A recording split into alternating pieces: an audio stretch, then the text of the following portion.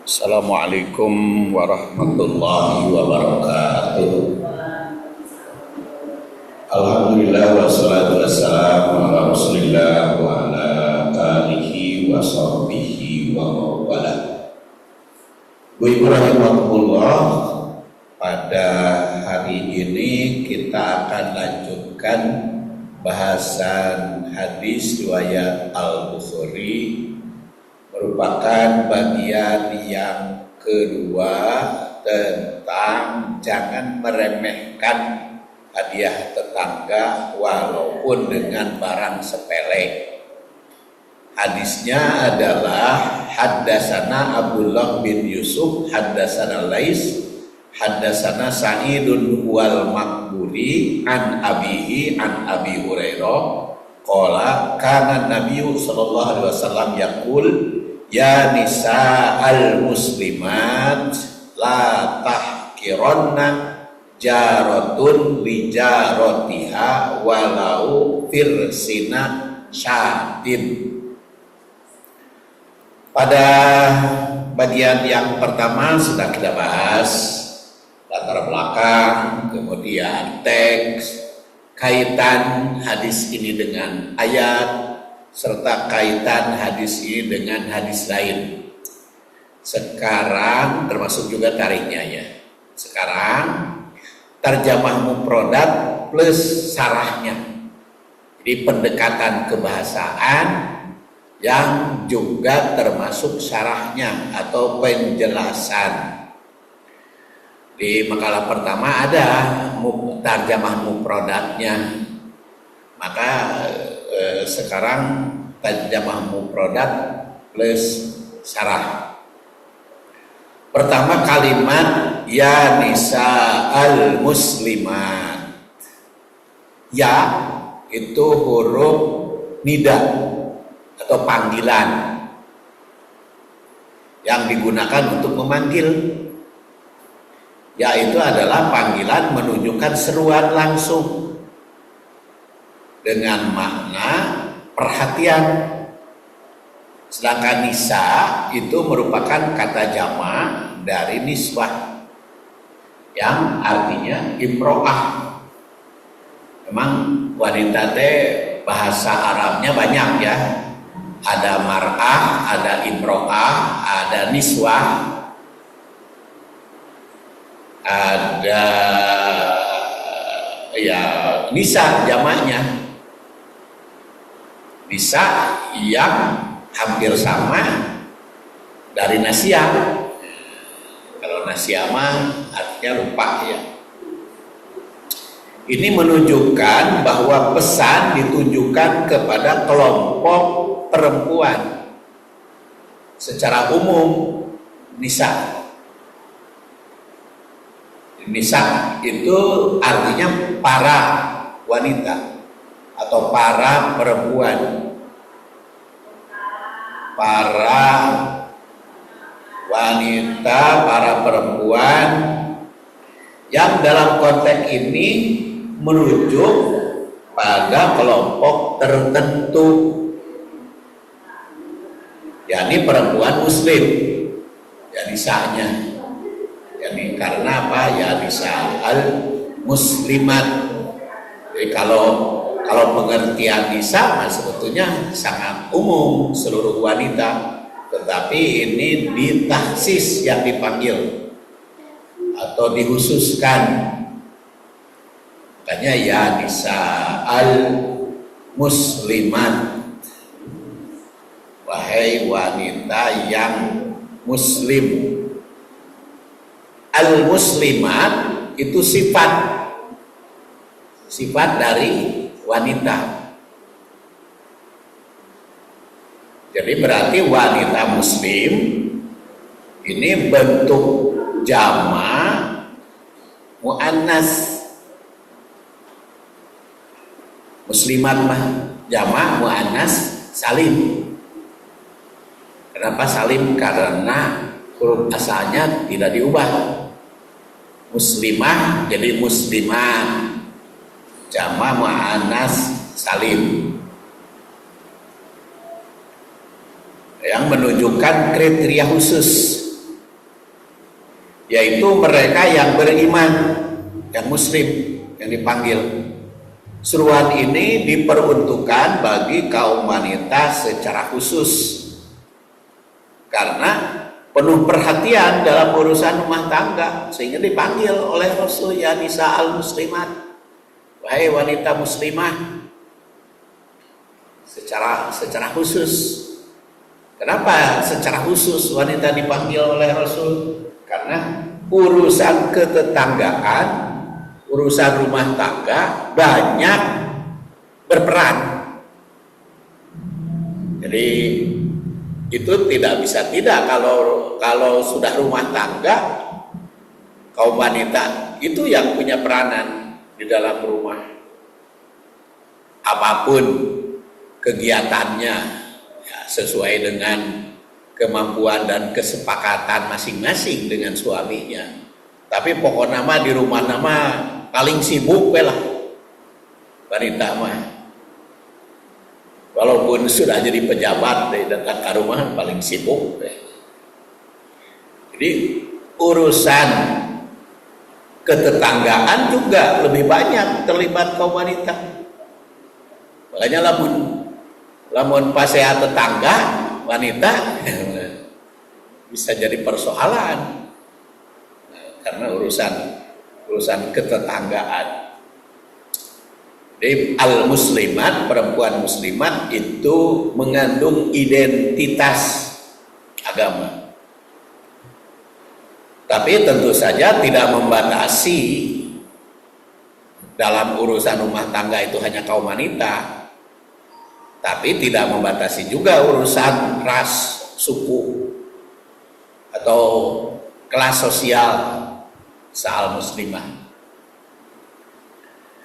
Dalam konteks hadis, panggilan ini biasanya disampaikan untuk memberikan arahan moral, arahan akhlak, atau tindakan tertentu yang relevan dengan kondisi sosial.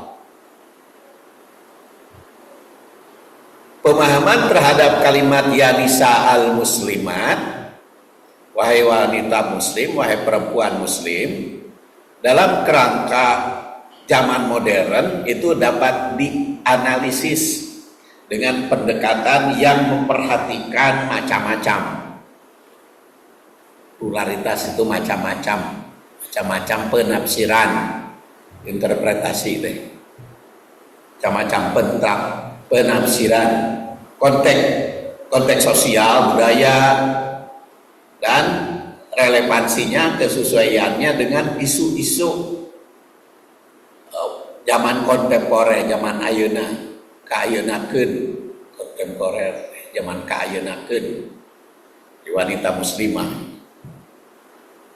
Jadi memang perlu ada analisis di masa modern ini, karena postmodern itu menolak narasi tunggal. Di zaman modern mah menolak tafsiran tunggal. Jadi kalau semakin modern zaman, semakin banyak tafsiran. Jadi juga mungkin zaman sahabat mah penafsirannya A, tapi kalau zaman berikutnya penafsirannya macam-macam, apalagi zaman modern. Bulan? Ya memang ditunjukkan oleh Quran dan Sunnah agar tafsirannya beda-beda. Tapi yang beda-beda itu tafsirannya. Teks nama tetap satu. Tapi makna asal yang sama. Tapi makna interpretasi penerapannya akan beda-beda. Dan itu mengundang justru itulah makanya agama Islam relevan sepanjang zaman. Kan banyak agama yang bubar, yang tidak relevan pada zamannya. Tapi Islam mah sampai sekarang kan up to date. Jadi bisa ditafsirkan masa modern, bahkan postmodern, setelah modern. Jadi, dan termasuk juga zaman teknologi canggih seperti sekarang ini.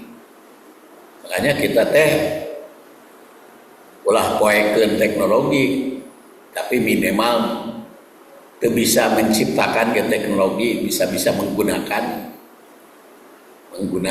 untuk kepentingan dakwah dan silaturahim lebih baik, lebih utama. Umpamanya konteks gender dan kesetaraan dalam postmodern ada upaya untuk mendekonstruksi asumsi tradisional, tafsiran asumsi tradisional yang dipaksakan tentang perempuan. Jadi kalimat ini dapat dipahami sebagai sebuah panggilan yang menegaskan peran perempuan sebagai subjek, bukan hanya sebagai objek.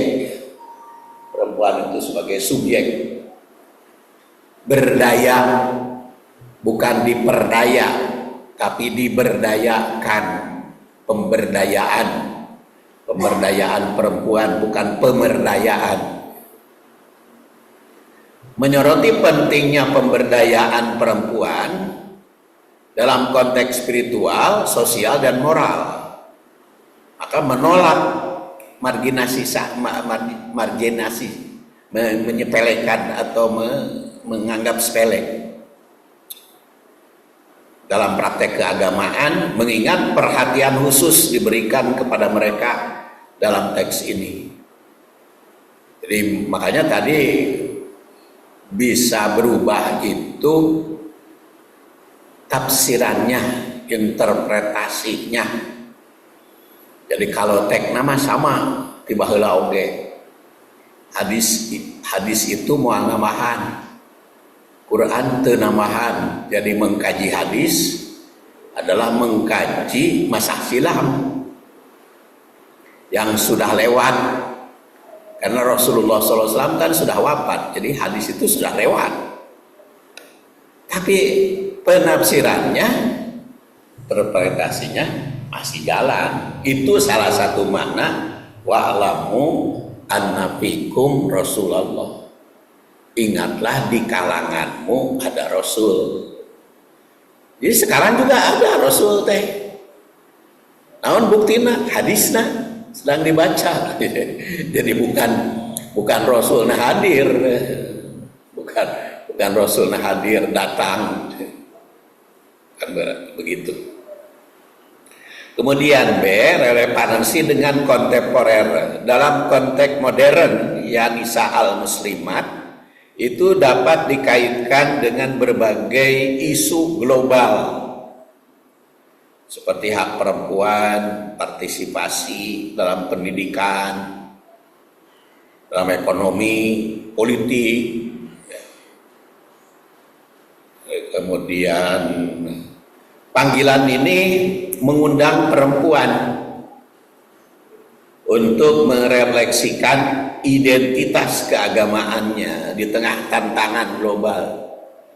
Jadi dipanggil oleh Rasul, wahai ya nisa al-muslimat, wahai wanita muslim, kan eksis itu. Wanita muslimah teh dipanggil langsung. Lamun ya ayyuhalladzina amanu wa ungkul gitu, wahai orang yang beriman, walaupun sebetulnya ayyuhalladzina amanu teh perempuan juga dipanggil, tapi kan teu kadangu lamun teu disebut mah. Teu disebut nama-nama. Tapi kalau disebut kan menonjol.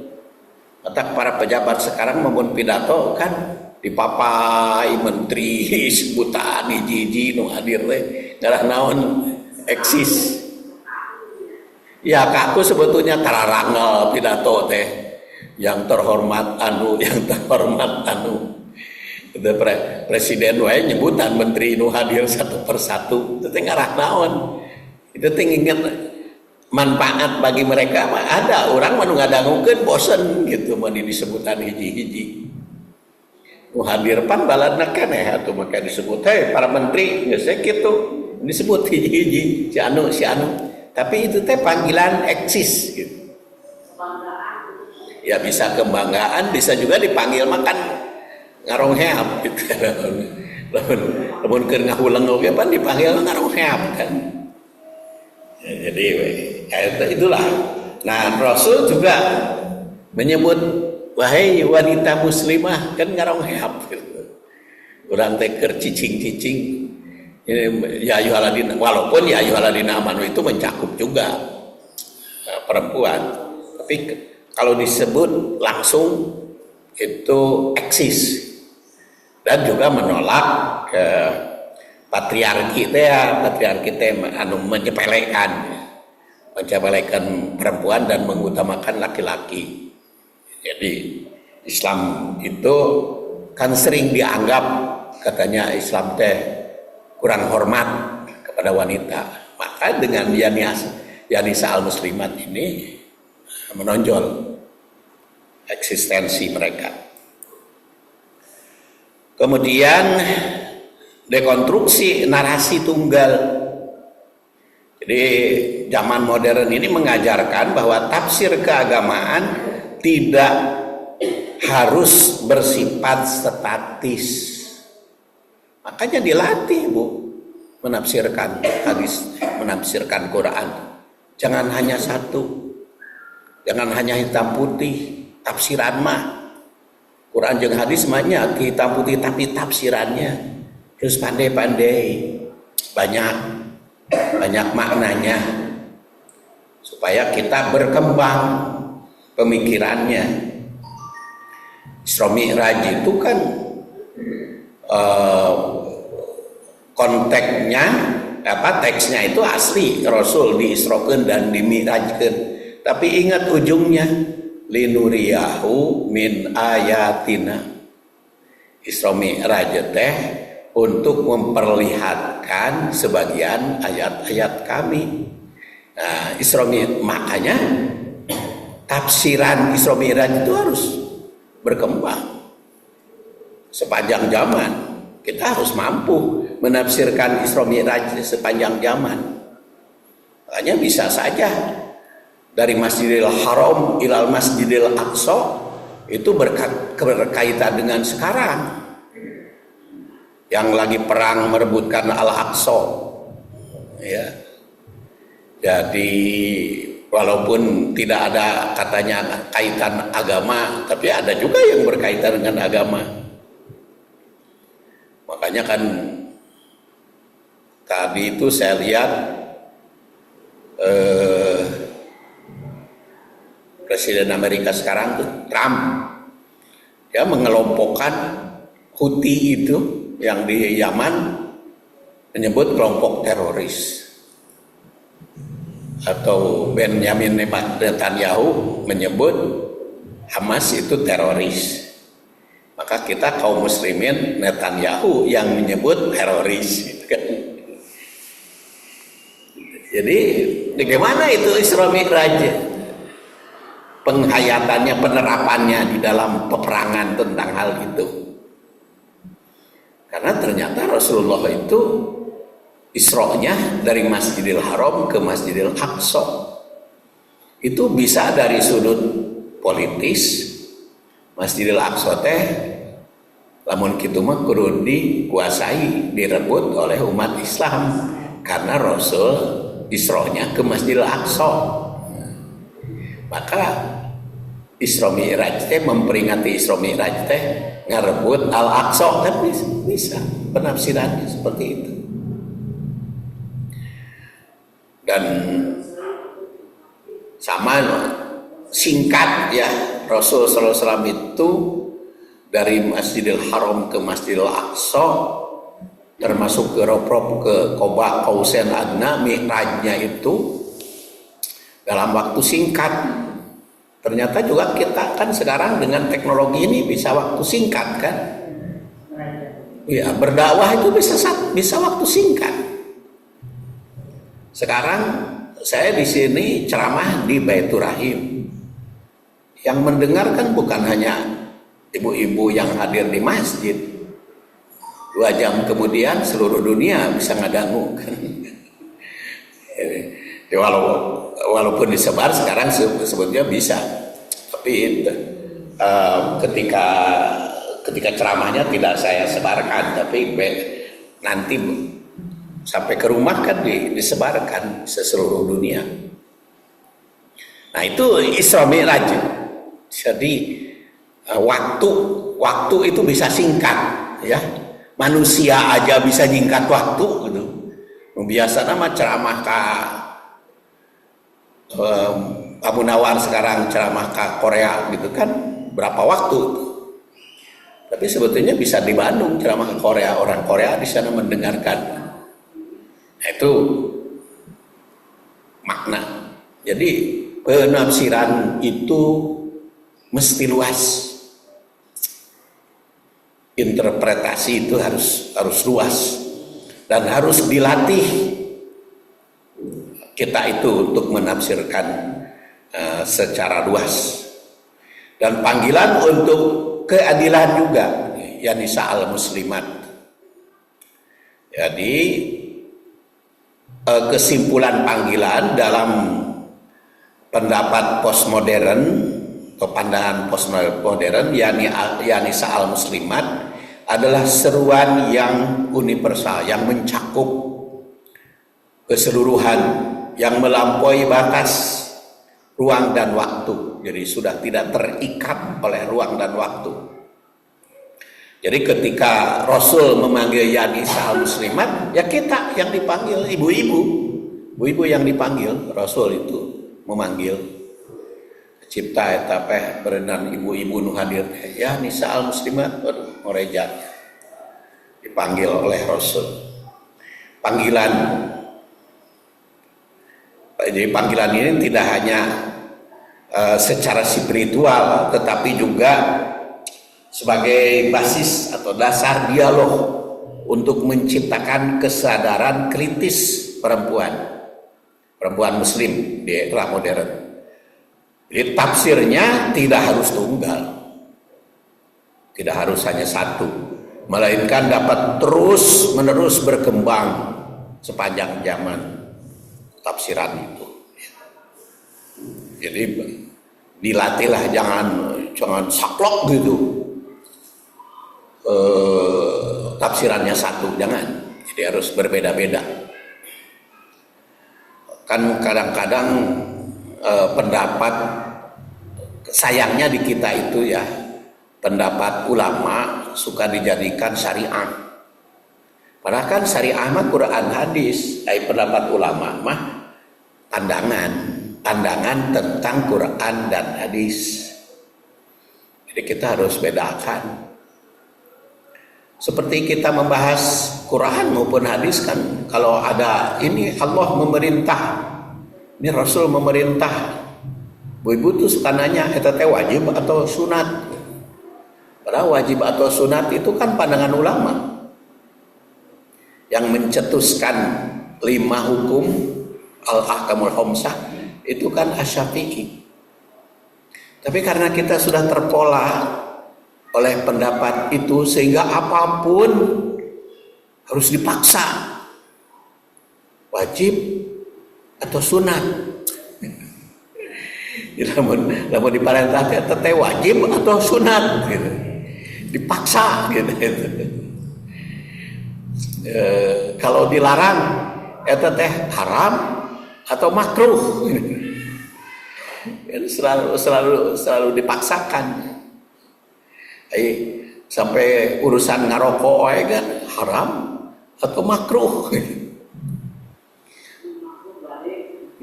Ya kan itu kan semuanya terlarang gitu. Haram atau makruh. Walaupun saya tidak menemukan ulama-ulama di Timur Tengah yang mengatakan makruh itu larangan, tapi ya karena beda-beda, itu kan pendapat mah ya wayah kudu berbeda tenaun. Kemudian kalimat la tahkironna, la ini la nahiyah, jadi larangan ya, la.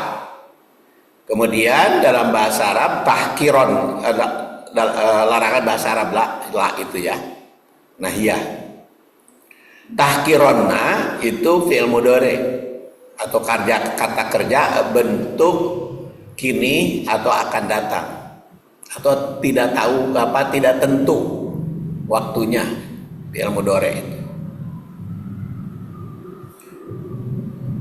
yang dibentuk dengan taukid, penegasan, yaitu melalui nun tahkironna, nunnya berfungsi sebagai penekanan, artinya larangan keras. La tahkironna, jangan, makanya diterjemahkan jangan sekali-kali, poma ulah, wanti-wanti, perhatian, larangan kekeh gitu, larangan keras. Kenapa larangan keras?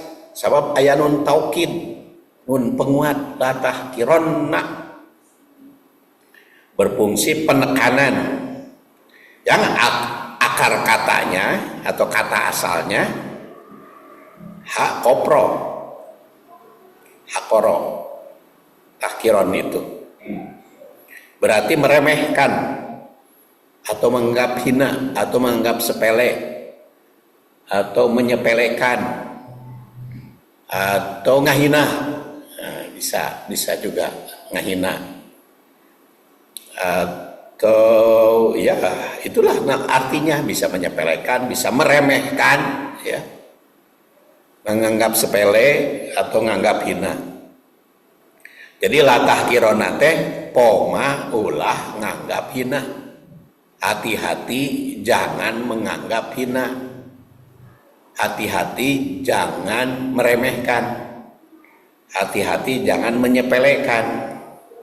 Penekanan la tahkironna itu mempertegas larangan keras untuk tidak meremehkan. Ditinjau dari sudut akhlak, kalimat ini menekankan pentingnya menghormati sesama, baik dalam hubungan antar individu, antar satu persatu, maupun pemberian kecil, serta menghargai setiap amal kebaikan sekecil apapun. Dari sudut sosial kemasyarakatan yang berisi larangan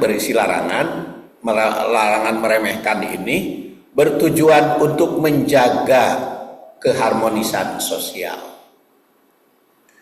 mencegah sikap sombong, karena aing teh ya mah beunghar nya make dibere nu kitu, tah kan sombong teh.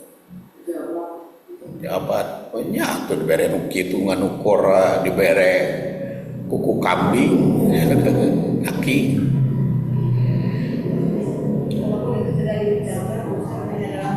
Iya, di sini mah larangannya termasuk hati kan, kebanyakan hati ini. Kalau diucapan mah terlalu pisan ban. Hati aja jangan menganggap sepele atas pemberian orang. Ya sambutlah sebaik mungkin, jangan dianggap sepele.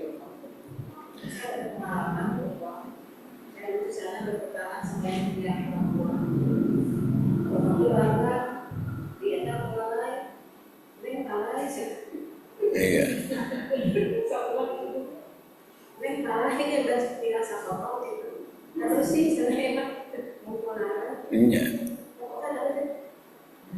Nyata tetep kan orang aduh keterlaluan merek teh.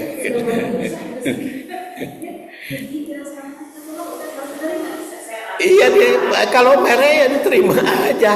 Adapun nanti dimakan ke orangnya jangan disepelekan, ya dibawa ke kamar dikamanakeun ku urang mah.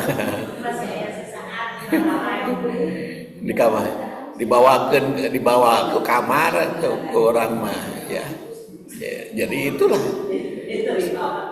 sosial itu teh. Kadang-kadang kan orang Padahal kan belum tentu, belum tentu nggak. Nah itu kan harus bersangka baik deh kan. Jadi harus husnudon teh eta gitu. Jadi husnudon teh gitu, kita itu harus berprasangka baik urusan tetangga.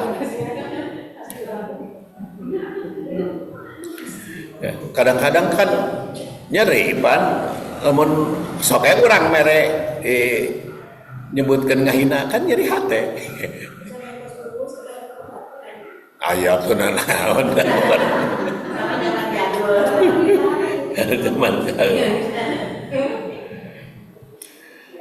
Dari sudut keimanan dan amal itu merupakan bukti bahwa keduanya tidak terpisahkan. Jadi iman dan amal itu tidak bisa terpisahkan. Jadi karena iman, amalnya apa gitu. Jadi tidak terpisahkan. Jadi pesan ini mendorong umat Islam untuk tidak meremehkan amal-amal kecil, karena bisa menjadi jalan menuju kebaikan dan pahala besar. Jadi dengan kata lain, la tahkironna adalah ajakan untuk menghargai setiap hal, sekecil apapun, baik berupa tindakan, pemberian, atau interaksi. Larangan meremehkan pemberian orang juga memberikan bimbingan agar setiap manusia jangan segan untuk menjadi pemberi. Jadi jangan segan untuk menjadi pemberi. Walau pemberian kita pemanya hina, ya, jelas lalai gitu.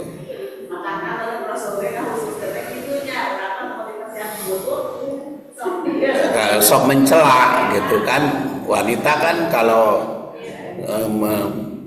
jadi mencela, kadang-kadang kan ya ulen teh bulukan, nya cek urang bulukannya cek manehna mah justru ulen bulukan we enak teh.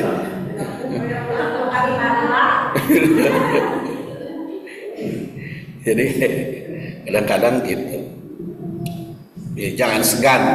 Dan juga jangan segan untuk menjadi pemberi, walau dengan apa yang sederhana. Dan ingat, Rasulullah SAW bersabda di dalam hadis,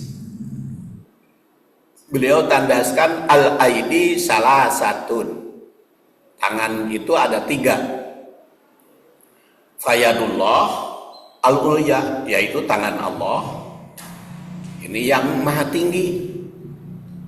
Wayadul mu'ti, dan tangan pemberi. Allati yaliha, di bawahnya. Wayadus sa'il, dan tangan peminta. Asupla, yang rendah.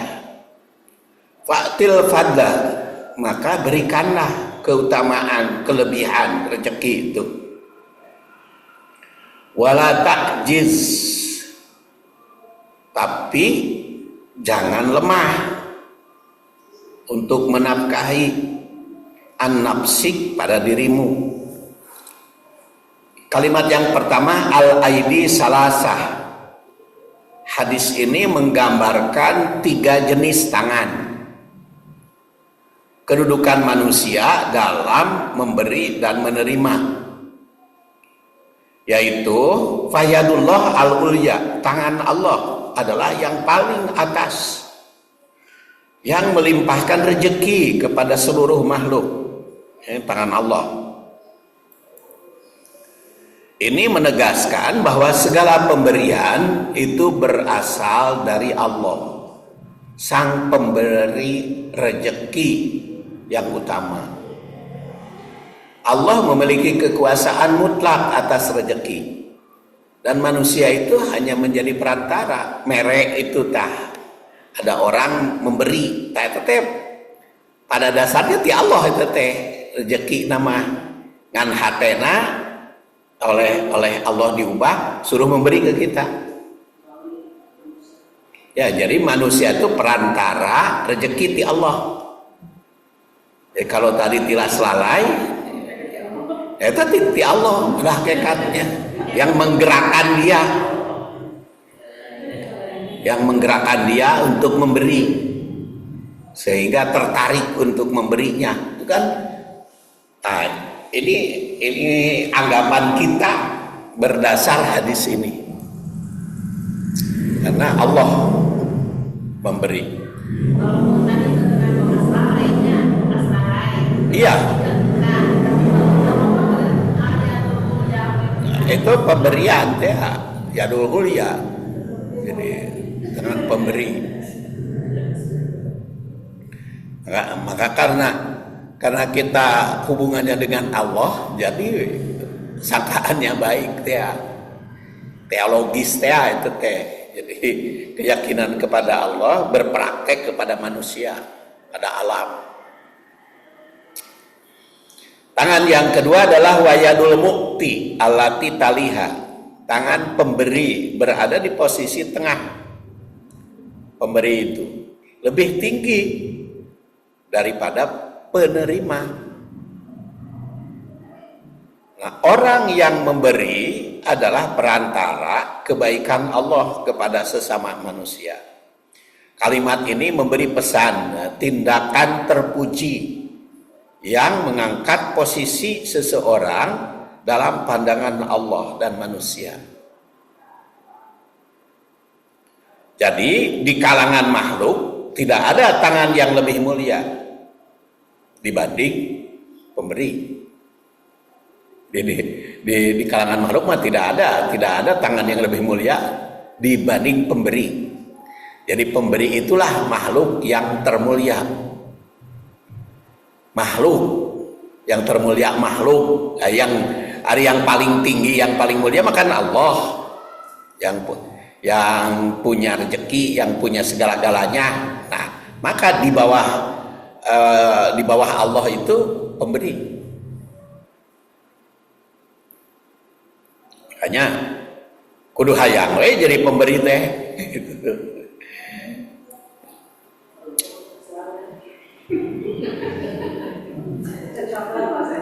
Iya. Jadi kalimat ini memberi pesan tindakan terpuji yang mengangkat posisi seseorang dalam pandangan Allah. Jadi di kalangan makhluk tidak ada tangan yang lebih mulia dibanding tangan pemberi. Dengan demikian kalimat ini berpesan bahwa jika ingin meraih derajat, ya jadi pemberi. Jadi kalau ingin meraih derajat harus jadi pemberi. Kemudian kalimat wayadus sa'il as-sufla. Itu tangan yang ketiga, yadus sa'il as-sufla, tangan peminta. Bukan penerima, cuma peminta. Beda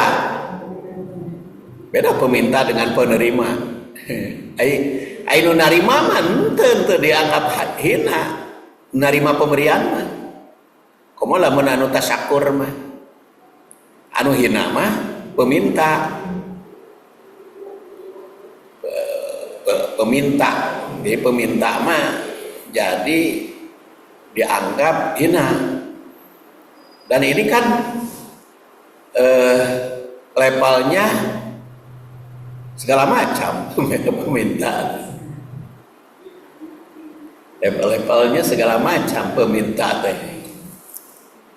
Kadang-kadang kita juga kan jadi peminta-minta. Hah? Minta apa? Ya kalau minta kepada anak mah kan bukan minta, itu mah hak kan? Kan orang tua kepada anak itu hak. Walaupun dalam satu segi anak jadi naik derajat kan, yang diminta. Tapi karena orang tua mah punya hak minta kepada anak, maka tidak dianggap hina. Makanya supaya orang tua ulah jadi hina, anak kudu hidang mere. kudu hidang mere.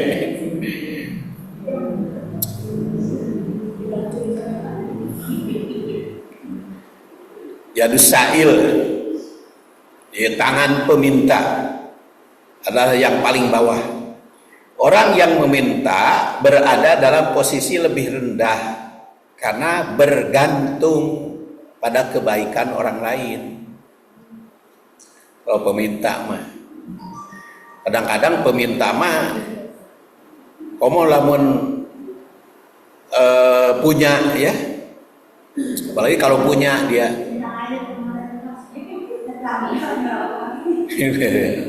kita air. Makanya kan air itu kan tidak boleh dimonopoli. Harus ngasih. Cuman yang jadi persoalan kan sekarang lagi krisis air. Eledengna masih krisis. Udah jalan. Udah jalan. Tapi gini, pamannya kita minta air ke masjid gitu ya. Minta air ke masjid. Itu teh kuduna mikir sorangan. Ya, kudu hideng. Karena masjid itu kan milik bersama. Milik seluruh jamaah. Jadi kalau kita minta ke masjid, orang kudu nyumbang ke masjid. Karena milik bersama. Itu secara hakiki. Makanya saya pernah bertanya, ada keluarga seumur-umur airnya di masjid. Saya tanya ke DKMT, berapa eta anu seumur-umur minta cai ke masjid, berapa sumbangannya ke masjid? 100.000. Cek abdi mah kurang menggunakan pikiran. Karena ketika saya krisis air, ketika pompa saya tidak jalan, itu teh untuk berdua aja 200.000 seminggu. Berarti sebulan itu kan 800.000. Jadi kalau kita nanti umpamanya siapa saja nih, ibu-ibu yang kehabisan air, minta ke masjid, hidung. Ya minimal 1 juta gitu nyumbang sebulan. Lamun salilah nanti masjid selama 1 bulan. Jadi ngukur diri aja. Kalau kita ngundang ke tukang air itu kan 2.500 sajirigen. Nah, ngitung aja sendiri. Kalau kita ke masjid, apa sebab nu ngitung kan Allah. Ke masjid mah kan ngitung Allah nu audit nu. Nah DKM atuh bisa naon atuh. Sok ayeuna DKM mentah. Kan keur mah gengsi DKM mentah. Kedua karunyaheun. Jadi enggak yang bersangkutan ya mikir sendirilah. Hideng nyalira. Kan sampai mengandalkan bisi ka asup yadus sa'il ya.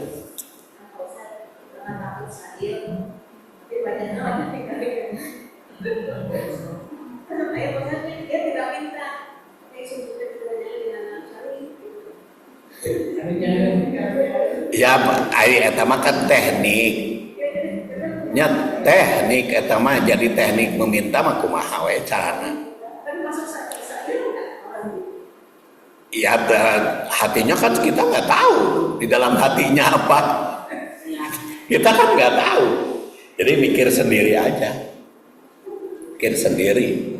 Mata abdi mah keur krisis air oge teu pernah minta ka tetangga kajenting manggil we. Ya seminggu 200, 1 tahun hampir 1 tahun saya krisis air itu. Jadi pengalaman sehingga dengan adanya krisis air itu saya mikir ternyata jadi pelajaran air itu kebutuhan berdua itu 200.000 seminggu. Itu tanpa nyuci, tanpa karena kalau nyuci pakaian kan ke laundry. Itu mikir sendiri nanti supaya jangan sampai kan kan kita membaca hadis mah introspeksi diri sendiri kan. Jadi bukan hanya untuk orang lain tapi untuk diri sendiri. Jadi perbaikan karena untuk apa kita hanya memahami hadis itu berbagai makna kalau tidak diterapkan dalam diri sendiri. Edusail.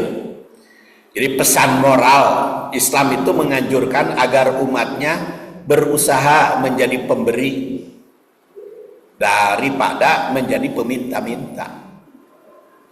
Karena apa? Karena pemberi memiliki keutamaan lebih tinggi. Tapi di sini dikatakan fa'til fadla wala ta'jiz an nafsik. Diawali fa'til fadla, berikan kelebihan rezeki. Kelebihan tong dibere, tong dibikeun sadayana, kelebihannya aja. Kelebihan. Berikan kelebihan rezekimu kepada orang lain. Makanya sekarang mah aya teknik orang komplek memberi para pemulung, memberi para pemungut digantung. Jadi si pemungut tidak termasuk meminta-minta. Digantungkan. Jadi sisa makanan digantungkan kan kita jadi pemberi tetap, tapi yang itu bukan peminta kan hanya mengambil. Jadi tetap derajatnya tidak hina gitu. Beda dengan menta-menta kan, ya mah menta ngambil, makanya digantungkan. Itu teh otomatis dah bermanfaat kan untuk yang punya ayam, yang punya bebek mah lumayan. Berikan kelebihan rezeki pada orang lain. Kelebihan yang dimiliki tidak seharusnya ditimbun kelebihan itu, melainkan dibagikan kepada yang membutuhkan. Makanya digantung teh saha we nu butuh mengambil. Islam menganjurkan berbagi itu sebagai bentuk solidaritas sosial dan cara menjaga harmonisasi dalam masyarakat. Kemudian wala ta'jiz an nafsik. Kayaknya sampai hadis ini saja nih, jangan berlanjut kepada kajian hadis. Dan insya Allah nanti mungkin kalau belum tamat hadis ini ada tambahan di pertemuan yang akan datang ya.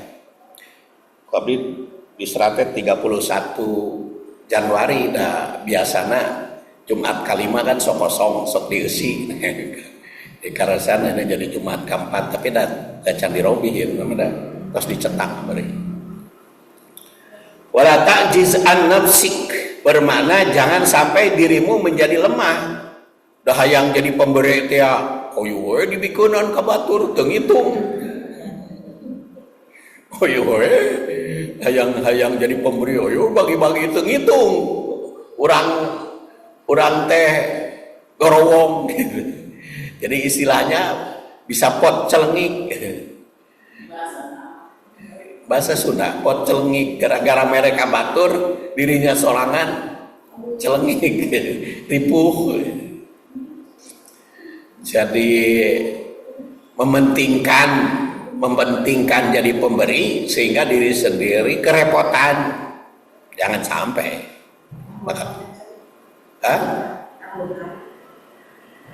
ya tahlukah juga kan wala tu'tu biaidukum ila tahlukah dalam Quran. Kalau berinfak itu jangan sampai menghabiskan diri sendiri. Yang harus diberikan itu ya kelebihan. Yang kelebihan jadi jangan sampai pot selengik tadi diberikan kepada orang lain, diri sendiri tengah bagian.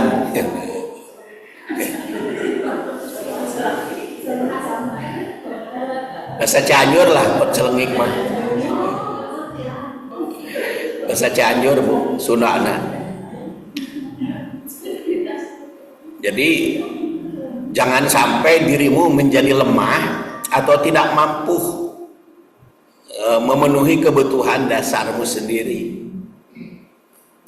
Hal ini mencakup kerja keras dalam menjaga kemandirian finansial. Pesan praktisnya, seimbangkan antara memberi dan menjaga diri. Jadi memberi, ya memberi, tapi jaga diri. Jangan sampai kerepotan gara-gara jadi pemberi. Riweuh kena. Islam tidak menganjurkan seseorang memberi hingga ia sendiri jatuh miskin atau bergantung kepada orang lain. Jadilah pemberi, tapi jangan jatuh miskin gara-gara memberi. Keseimbangan berpikir, pertimbangan itu patut diperhatikan. Jangan sampai menginginkan derajat, malah justru menjatuhkan derajat. Tadi nama hayang budak derajat, malah justru derajatnya jadi jatuh karena kemiskinan. Jadi makna hadis ini pengaturan solidaritas sosial. Dalam cenderung individualis, hadis ini menekankan pentingnya memberi, berbagi, dan kritik kepada ketimpangan ekonomi. Jadi, ekonomi harus tetap diatur, dijalankan. Dan etika kemandirian Islam tidak hanya mendorong berbagi, tetapi juga menjaga martabat manusia dengan tidak mendorong ketergantungan pada orang lain. Simpulannya di sini mengajarkan keseimbangan antara berbagi dan menjaga kemandirian. Tangan pemberi lebih baik daripada tangan penerima, tetapi kebaikan itu harus dijalankan dengan prinsip yang seimbang. Jadi berbagi kelebihan rezeki tanpa melemahkan diri sendiri, ini menjadi pedoman universal yang relevan dalam segala zaman, termasuk zaman modern ini, untuk menciptakan masyarakat yang mendukung kemandirian, keadilan. Jadi subjek dan objeknya belum kita bahas.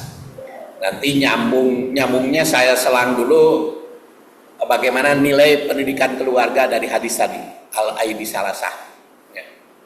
Saya anggap cukup karena sudah jam 3. Kita akhiri. Subhanakallahumma wa bihamdik, asyhadu an la ilaha illa anta, astaghfiruka wa atubu ilaik. Assalamualaikum warahmatullahi wabarakatuh.